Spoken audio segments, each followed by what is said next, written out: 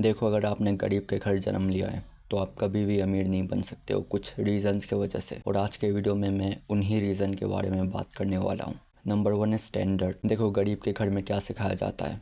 गरीब के घर में एक सेविंग मेंटालिटी को अपनाने के लिए सिखाया जाता है, चाहे अपने स्टैंडर्ड को कितना ही लो कर दो। तो कुछ दिनों पहले मेरे साथ एक हादसा हुआ। मुझे एक कपड़े की ज़रूरत थी जो मेरे पास थी नहीं, तो मैं बाज़ार में गया दोपहर में और मुझे एक कपड़ा बहुत अच्छा लगा और उसका दाम थोड़ा महंगा था, जैसे 600-700 का। तो उसको मैंने मन मार के ख़रीद लिया। फिर जब मैं घर गया तो मुझे इतना अफसोस हो रहा था कि मैंने 50-100 रुपये ज़्यादा खर्चा कर दिया। फिर मैंने सोचा कि ये मैं कैसी ज़िंदगी जी रहा हूँ, बस 100-200 रुपये के लिए रो रहा हूँ।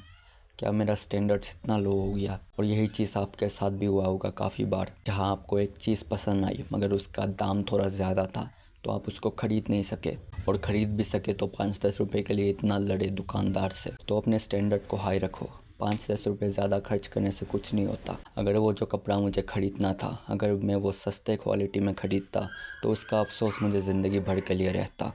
पर अभी जो मैंने वो कपड़ा महंगे दाम में ख़रीदा, हाई क्वालिटी में ख़रीदा, उसका खुशी मुझे ज़िंदगी भर के लिए रहेगा। तो अपने स्टैंडर्ड को थोड़ा हाई रखो। 20-30 रुपये के लिए लड़ मत पड़ना दुकानदार से। नंबर 2 है माइंडसेट। देखो, गरीब के घर बस एक सेविंग मेंटालिटी सिखाया जाता है कि सैलरी के दिन तुम इतना खर्च करो, वो करो, ये करो, और लास्ट में थोड़ा सा सेव करो। और दूसरे हाथ में अगर हम अमीर लोगों की बात करें तो उनका इन्वेस्टिंग माइंडसेट होता है। वो ये सेविंग वेविंग नहीं करते। उनका 90% पैसा इन्वेस्ट में जाता है और 10% पैसा सेविंग में। और दूसरे हाथ में अगर हम गरीब घर के बारे में कहें तो 90% सेविंग में जाता है और 10% इन्वेस्ट में। और हम उसे इन्वेस्ट भी नहीं कह सकते, बस एक बेसिक एक्सपेंस है। तो अगर तुम्हारे पास पैसे आते हैं कभी, तो ये 90% सेविंग में मत डालना, कम से कम 80%, कम से कम 90% इन्वेस्ट करना। यही अमीर लोगों का माइंडसेट होता है, बस इन्वेस्ट करना। और गरीब लोगों का माइंडसेट होता है बस सेविंग करना। नंबर 3 है कंफर्टेबल विद देयर सिचुएशन। और ये सबसे ज़रूरी रीज़न है क्यों एक गरीब गरीब ही मरेगा। देखो, अमीर लोगों का माइंडसेट क्या होता है।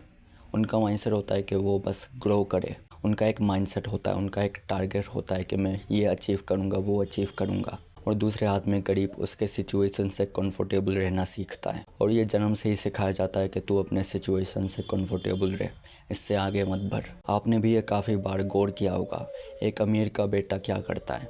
वो जब बड़ा होता है तो वो इन्वेस्ट करता है, वो बिजनेस करता है। और दूसरे हाथ में गरीब के घर जब एक बेटा जन्म लेता है वो क्या करता है, जवान होके वो कुछ नहीं करता, वो बस जॉब करता है, अपने सिचुएशन से कंफर्टेबल रहता है। इन दोनों में ज़मीन आसमान का फ़र्क है, और फ़र्क बस माइंडसेट का है जो बचपन से उन्हें सिखाया जाता है।